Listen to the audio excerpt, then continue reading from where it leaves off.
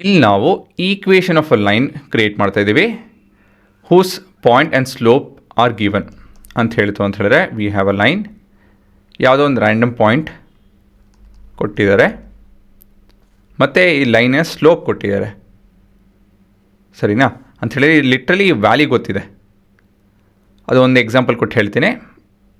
ಇವಾಗ ನಾವೇನು ಮಾಡಬೇಕು ಅಂತ ಹೇಳಿದ್ರೆ, let x, y be an arbitrary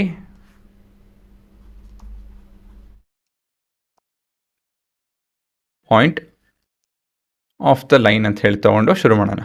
ಅಂತ ಹೇಳಿದ್ರೆ ಏನೋ, ಎಲ್ಲ ಪಾಯಿಂಟು, ಈ ಲೈನ್ ಮೇಲಿರುವಂಥ ಎಲ್ಲ ಪಾಯಿಂಟು x, y ರೆಪ್ರೆಸೆಂಟ್ ಮಾಡ್ತಾ ಇದೆ, ಸರಿನಾ? So slope of the line is equal to change in y divide by change in x.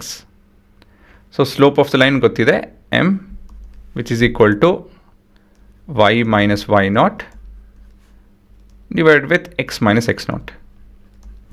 So ಇದನ್ನು ಈ ಕಡೆ ಟ್ರಾನ್ಸ್ಪೋಸ್ ಮಾಡ್ತು ಅಂತ ಹೇಳಿದ್ರೆ, so y minus y not will be equal to m times of x minus x not.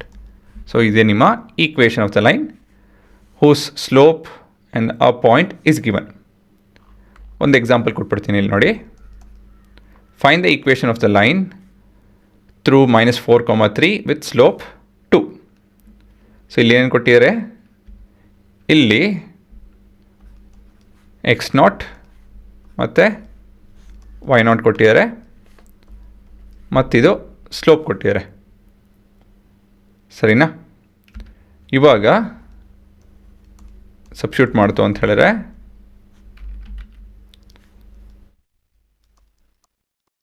So substitute ಮಾಡಿದಾಗ ಈ equation ಬರುತ್ತಲ್ಲ, this is nothing but your equation of the line.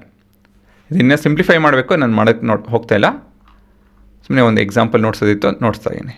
ಹಾಂ, ಇದೆ ನಿಮ್ಮ ರಿಟರ್ನ್ ಫಾರ್ಮ್ ಪ್ರೂಫ್.